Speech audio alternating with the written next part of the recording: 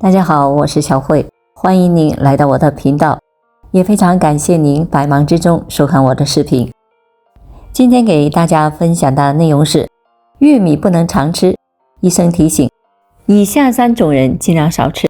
很多人还不懂，玉米是一种很常见的食物，很多人看了它绿色的外衣，常常会把它误以为是蔬菜，但其实不然。玉米是属于全谷杂粮类的食物，也是主食之一。现在正是嫩玉米成熟的季节，不少中老年人晚上不吃饭，就吃一根玉米作为晚餐。虽说玉米的营养丰富，但有些人也不适合吃。梁太太今年60岁了，每天的日常生活就是下楼和老伴散散步、唠唠嗑。最近正赶上吃玉米的时候，老伴就带着梁太太赶潮流，买了新鲜的玉米带回家后，迫不及待的就煮来吃。梁太太贪吃了几个，老伴怎么劝都不听，一连吃了3天后，梁太太的肚子开始痛了，就连吃饭都没有什么胃口了。儿子儿媳知道后，立马的带去医院检查，拿到化验结果，医生告知竟是玉米吃多了所导致的。玉米中的膳食纤维含量较高，不容易被消化，中老年人的肠胃消化能力变差，大量的食用玉米后难以被消化，容易积食，情况严重点就会出现梁太太这种腹痛的情况。说到这里，大家平时了解玉米吗？今天就来给大家介绍一下玉米的各个方面。1. 常吃玉米的健康益处有哪些？玉米自古以来就被称为是重要的粮食作物，玉米粒不仅用作食物，对我们的健康也有很多的影响。1. 可以改善消化系统的健康。吃玉米的好处之一是健康的消化系统，原因是玉米含有丰富的不溶性纤维，这种纤维还支持大肠中有益的细菌的生长。反过来，细菌有助于将纤维转化为短链的脂肪酸，短链脂肪酸可以为肠道的细胞提供能量，从而降低肠道问题的风险，包括结肠癌。2. 对眼睛和皮肤都有好处。黄玉米富含贝塔胡萝卜素，可在体内形成维生素 A， 是维持良好视力和皮肤所必需的。根据发表在科学杂志上的一项研究，贝塔胡萝卜素是维生素 A 的极好来源，因为它在体内以所需的量代谢。如果过量的食用维生素 A 可能会产生毒性，因此理想的情况下，它应该通过贝塔胡萝卜素代谢产生。它还可以有益于皮肤和黏膜的健康，并增强免疫系统。与所有的类胡萝卜素一样，体内未转化为维生素 A 的贝塔胡萝卜素是一种非常强大的抗氧化剂，可以对抗疾病。3. 为人体提供矿物质。玉米含有几种必需的矿物质，可以帮助确保正常生长和对抗疾病。根据2017年发表在《食品科学与技术杂志》上的一项研究，它是铁、锌、铜、锰、镁和磷的重要来源。然而，营养成分可能会因收获和加工的方式而异。整个食用时，营养成分保存的最好，蒸、煮或烤都会降低营养成分。4. 支持心血管系统的改善。玉米中的高含量叶酸有助于降低体内的血管中氨基酸的浓度，因为高水平的氨基酸会导致血管壁出现问题。此外，玉米油也是脂肪酸的丰富来源，这反过来又可以让欧米伽3脂肪酸消除可能会损害身体的坏胆固醇。此外，玉米中的钾含量丰富，充足钾的摄入不仅能够维持体液平衡，参与细胞的新陈代谢，对控制血压也有帮助。5. 预防便秘。吃玉米的另一个健康益处是获得一定剂量的不溶性纤维，这种纤维不会被分解并吸收到血液中。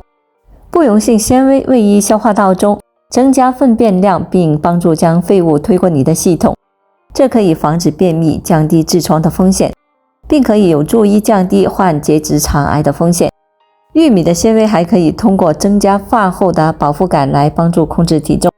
可以说玉米的好处肉眼可见，但是不管是什么食物，都总会有需要忌口的人，玉米也是一样。2. 3类人少吃玉米。1. 缺钙的人。在日常生活中，总有人缺乏钙类的营养物质。众所周知，缺钙会导致骨骼发育受阻，严重可能会导致骨质疏松，尤其是中老年人更加的容易骨折等。而玉米属于粗颗粒的食物，含有大量的膳食纤维和植酸，容易和钙在体内产生反应，发生沉淀，从而阻碍机体对钙、铁等的矿物质的吸收，故而不建议缺钙的人吃太多的玉米。2. 免疫力低的人，一个健康的成年人每日的膳食纤维摄入量要保持在100克左右，吃的太多会影响人体对其他元素的吸收和利用。由于玉米中含有大量的膳食纤维，免疫低下的人群过多的食用会导致蛋白质合成受阻，从而造成器官上的损失。因此，医生也不建议免疫低下的人吃太多的玉米，避免影响人体各器官的正常运转。除此之外，胃肠功能不好的人也需要注意，由于玉米中的膳食纤维含量较高，吃多了容易刺激肠胃，加重胃肠道的负担。对于胃肠道功能不好的人来说，容易引起胃痛、腹胀等的不适症状，故而肠胃功能有负担的人也要尽量的少吃玉米。3. 吃玉米的注意事项。1. 不要过量食用。玉米不是蔬菜，而是谷物，所以吃太多会导致健康后果。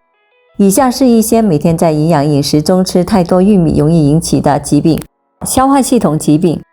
与所有的谷物一样，全谷物玉米含有植酸，这会损害同一餐中的铁和锌等营养物质的吸收。